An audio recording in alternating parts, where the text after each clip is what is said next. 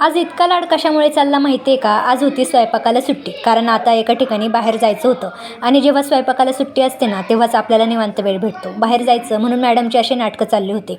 Sweater वगैरे घालून घेतलं कारण बाहेर खूप गार आहे. तिलाच काय मी पण घालून घेतलं कारण मला ना खूप थंडी वाजते आणि मुलांना थोडं गार लागलं ना की लगेच सर्दी होते आणि मग शाळेला दांडी पडते. म्हणून म्हटलं आपलं स्वेटर वगैरे घालून जाऊया, म्हणजे यायला उशीर झाला ना तरी काही हरकत नाही.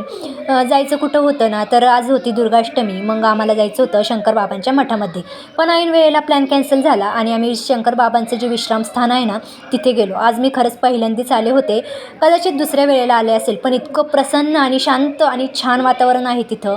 त्यानंतर लगेचच जेवण करून घेतलं आणि जेवणामध्ये सुद्धा इतका छान प्रसाद होता. अगदी असं वाटत होतं जसं काय आपण अमृतच खात पित आहे की काय, कारण देवाचा प्रसाद म्हटल्यावर त्याला काही बोलायलाच नको. त्यानंतर तिथलं वातावरणसुद्धा इतकं प्रसन्न आणि मनाला आनंद देणारं होतं. जेवण केल्यावर मन काय भरलं नव्हतं, म्हणून पुन्हा एकदा महाराजांचं दर्शन घेतलं.